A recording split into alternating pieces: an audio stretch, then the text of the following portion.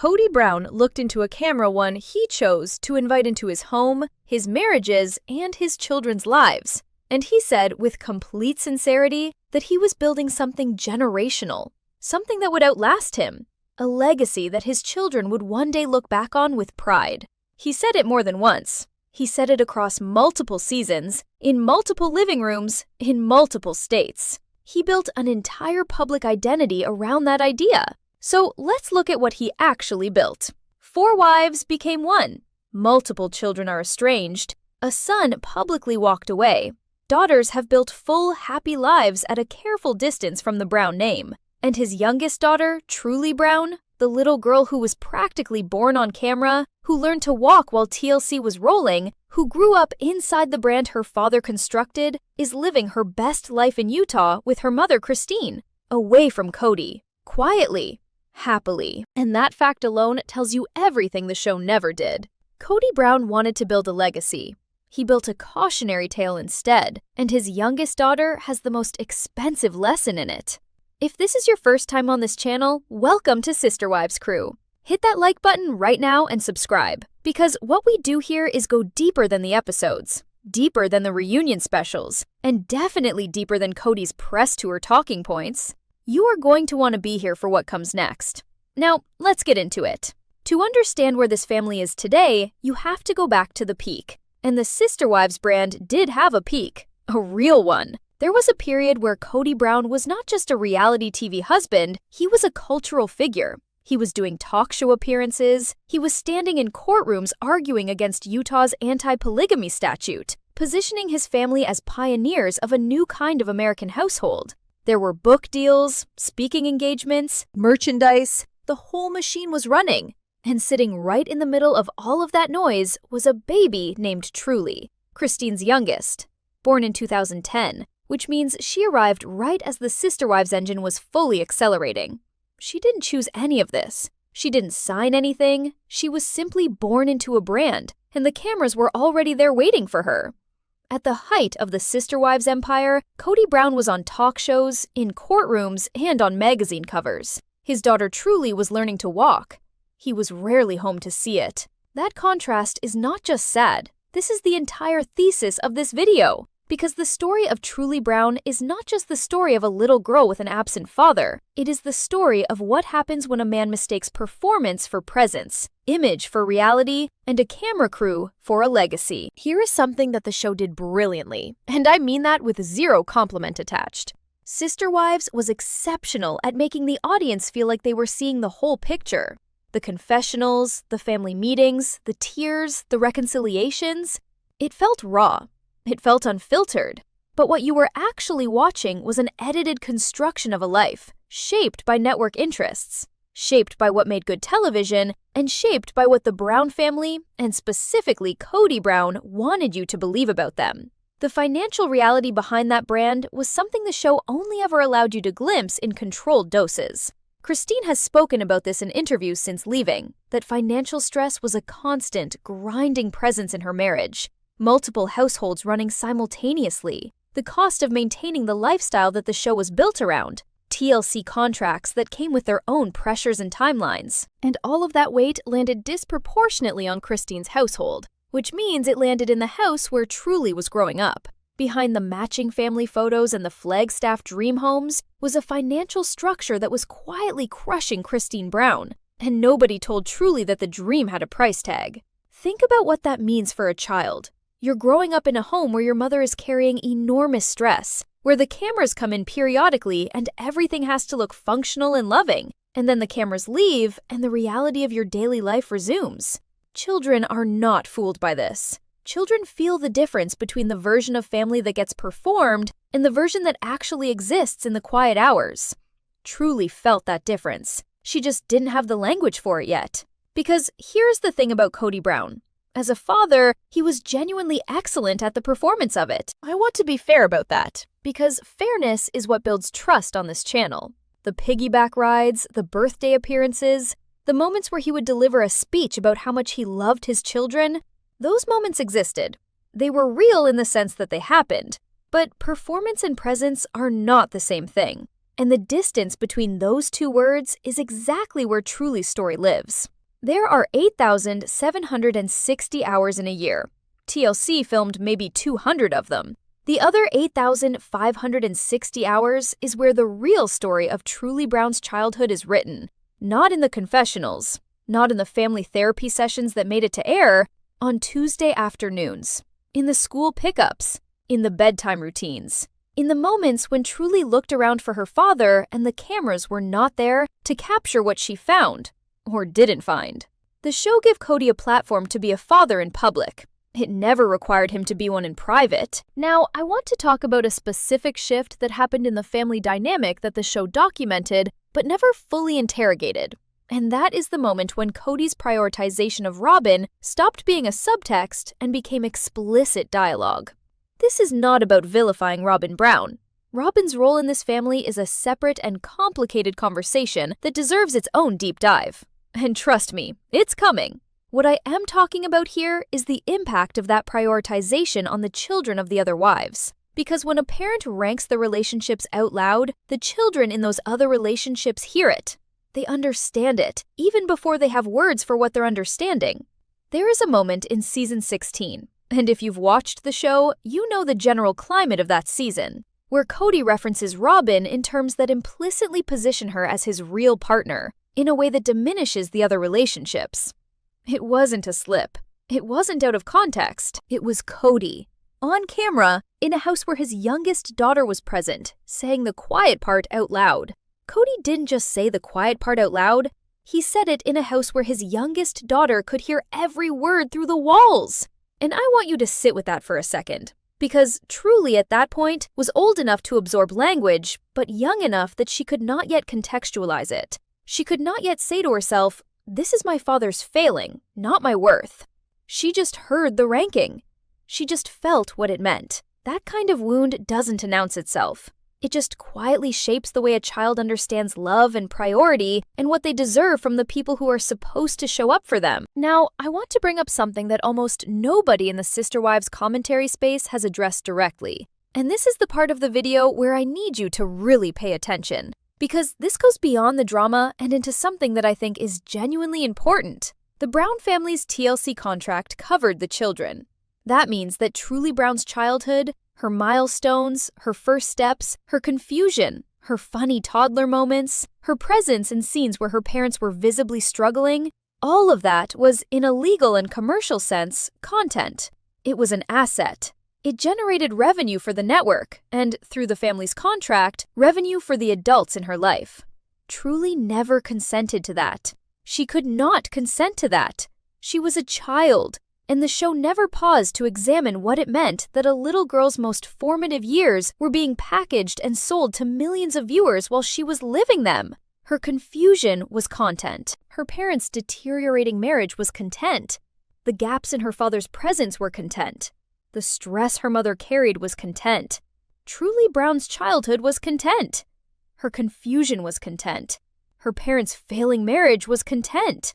The only person who never saw a dime from any of it was Truly herself.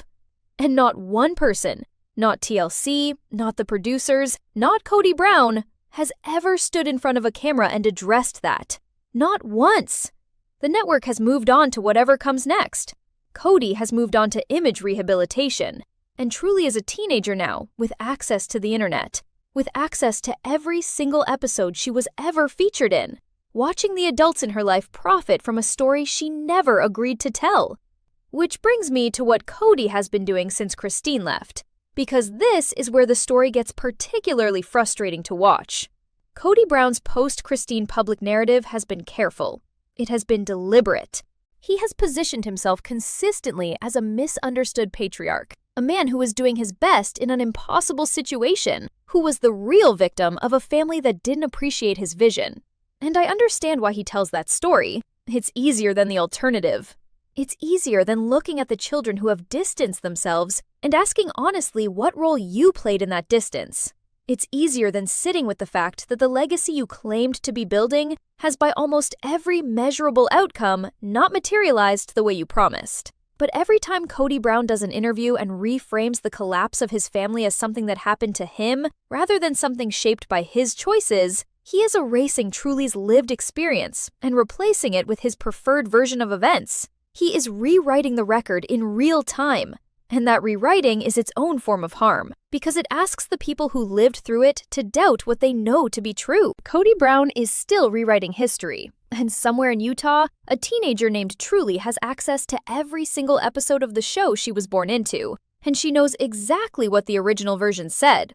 That is the thing about children who grow up on camera. The receipts exist. The documentation is public. You cannot tell Truly Brown that her childhood was different from what it was, because she can pull up Season 4, Season 8, Season 14, and watch her own life play back in high definition. She has evidence. She has timestamps. She has 18 seasons of a man performing fatherhood for an audience, while the actual work of being her father fell almost entirely on her mother. And Christine Brown did that work. Quietly, consistently, without a redemption arc built around it. Without a PR strategy. She just raised her daughter. She built a life in Utah. She remarried someone who shows up, and truly is, by every account, thriving. That is not a small thing. That is the whole story. Let's talk about fan communities for a moment, because this is something that the mainstream media conversation about sister wives almost always skips over. And it shouldn't, because the audience of this show has been doing analytical work for years that the entertainment press never bothered to do. If you spend any real time in the Sister Wives subreddit, in the Facebook groups, in the comment sections of channels like this one, you will find people who have been tracking Kody Brown's behavioral patterns across 18 seasons with a level of detail that is, honestly, remarkable. These are not just fans venting. These are people who have built timelines, cross-referenced statements across episodes, cataloged the contradictions between what Kody said in Season 3 and what he claimed in Season 15. They have done the work, and the conclusion that this community has been arriving at collectively, independently, across multiple platforms is consistent. The conclusion is this. Kody Brown's legacy family rhetoric was always the biggest long con in reality television history. Not because he was deliberately malicious in the beginning, but because he built an identity around a promise he was structurally incapable of keeping. You cannot promise a generational legacy to 5 families, 4 wives, 18 children, multiple households, while also consistently prioritizing one relationship above all others, while also outsourcing the daily emotional labor of fatherhood to the mothers, while also treating the cameras as the primary record of your parenting rather than the parenting itself. The audience called it. They called it early. They called it loudly. And Kody Brown spent years doing press interviews explaining to journalists why his critics didn't understand the complexity of plural marriage. Meanwhile, his children were growing up and growing away.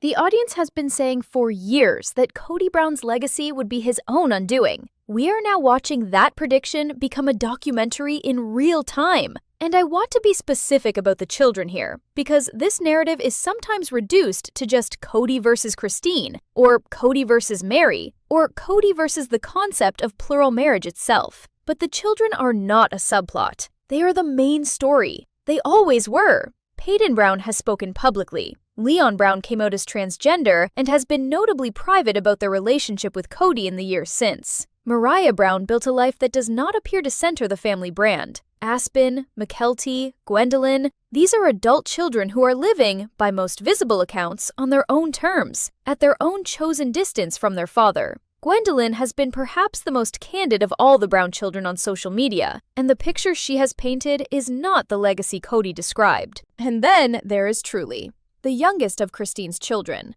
the one who was still a small child when the family began its most visible unraveling, the one who had the least context, the least ability to protect herself emotionally from what was happening around her, and who is now approaching adulthood having watched the entire story play out, both in real life and on television simultaneously. There is something uniquely difficult about that experience that I don't think gets acknowledged enough. Most children who grow up in difficult family situations at least have the privacy of those difficulties. The pain belongs to them. They get to decide later what to share, what to process privately, and what to leave behind.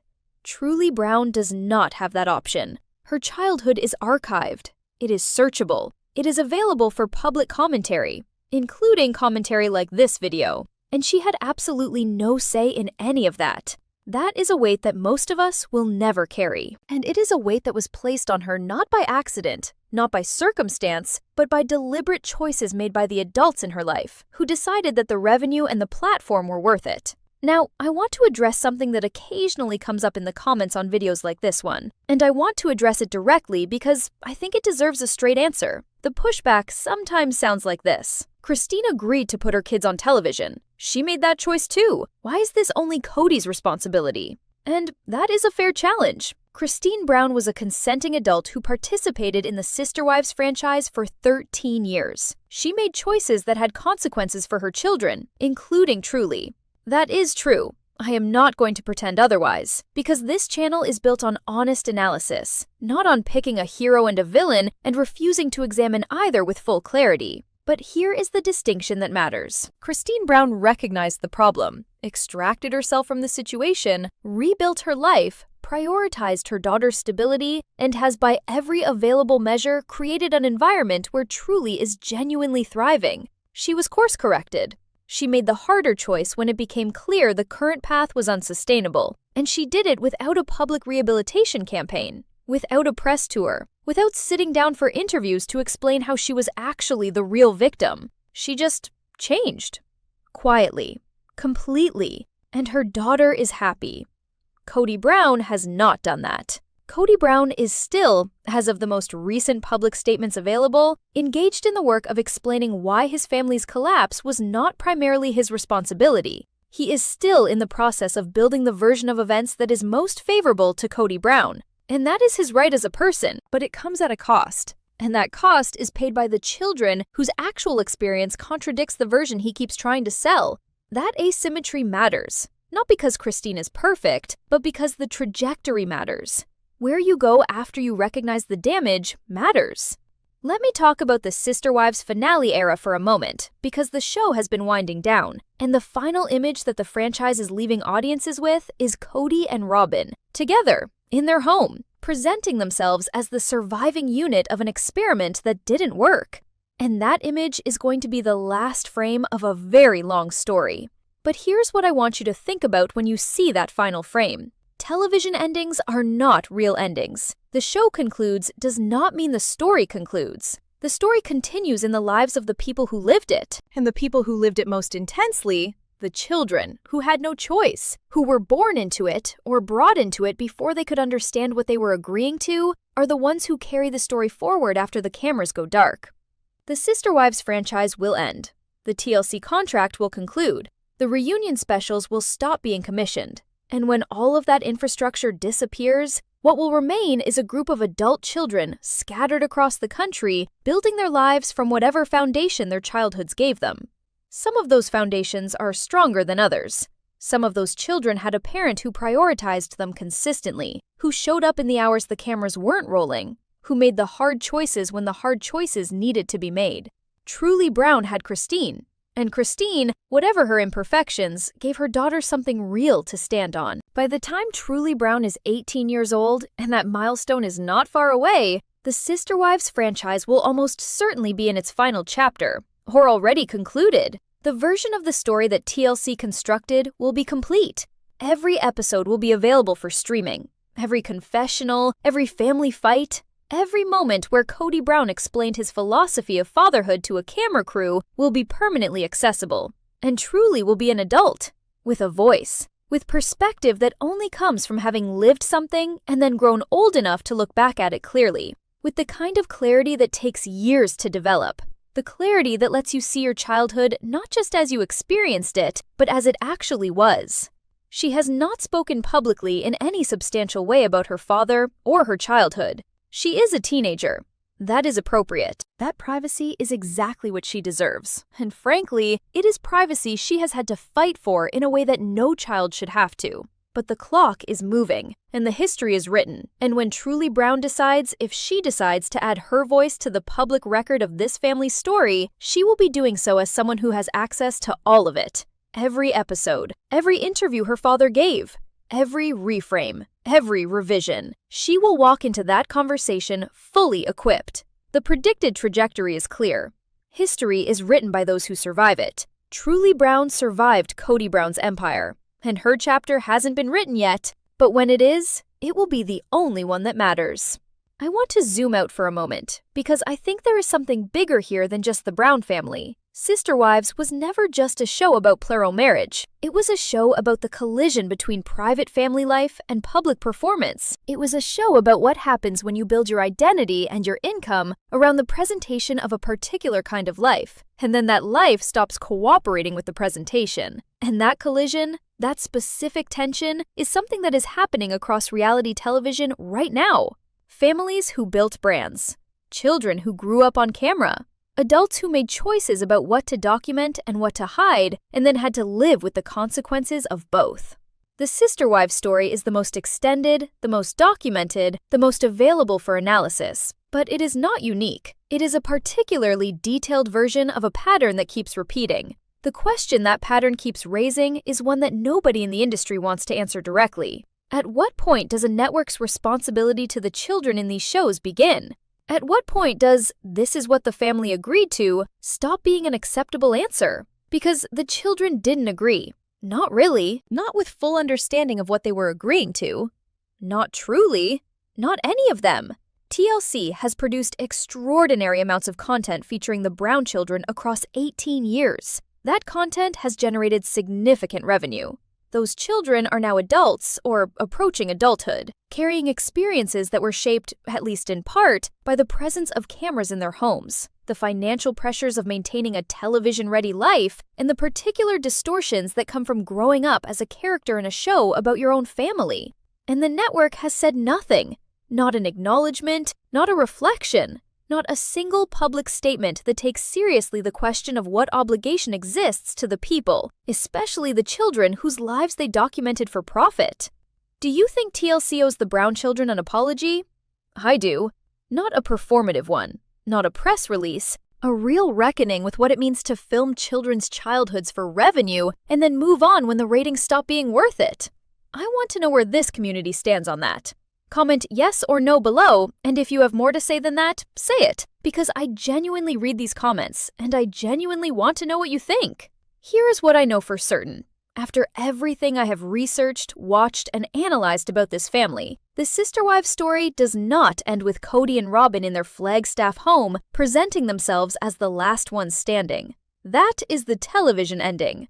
The real ending is still being written. It is being written in Utah, where Christine Brown built a new life and her daughter is growing up in a home where she is the priority, not the supporting cast. It is being written in the lives of the Brown children who are in their 20s and 30s now, making decisions about relationships and family and what they want to carry forward from their upbringing and what they want to leave behind. It is being written by Truly Brown, who is approaching the age where she will have complete agency over her own story for the first time. And the thing about real endings, as opposed to television endings, is that they are not edited. They are not shaped by a network's interest in a particular narrative. They are not subject to a confessional booth where someone else controls the framing. Real endings are just life, unfolding in real time, shaped by the choices that came before them and the choices being made right now. Kody Brown made choices. Across 18 seasons, in 4 marriages, in a family that sprawled across multiple states and multiple households and multiple decades, he made choices about where to show up, what to prioritize, who to protect, and what kind of father he actually was in the hours the cameras were not rolling. Those choices have consequences. They are having consequences right now, and they will continue to have consequences long after the last episode airs and the last reunion special wraps. Truly Brown is the consequence he has not yet had to fully reckon with. Not because she is defined by him, she is not, and that is actually the point. She is thriving precisely because she is building a life that is not defined by him. But she is the youngest. She is the last. She watched everything with the clearest eyes, and she has more years ahead of her than any of this story's other main characters. The audience is watching. The record exists, and the children, all of them, but especially the one who learned to walk while the cameras were rolling and is now learning to run towards something entirely her own, they get the last word. If this video made you think, if it made you feel something, if it confirmed something you have suspected for years about this family and this franchise, hit that like button. It takes 2 seconds and it genuinely helps this channel reach the people who need to find it. Subscribe if you are not already here, because the SisterWives Crew is building something too. Except what we are building is a space for honest, deep, uncomfortable analysis of a story that the mainstream conversation has never fully told. And next week, I am dropping something about Robyn Brown's role in this family that connects threads that have never been connected this clearly in one place. Not a hit piece, not a villain origin story, a genuine, evidence-based examination of how one relationship restructured an entire family system and what the children of that restructuring are left with. You think you know that story? You do not know that story yet. Subscribe so you do not miss it. Comment yes or no, do you think TLC owes the Brown children an apology? Tell me why. I will be in the comments. This is SisterWives Crew, and we are just getting started.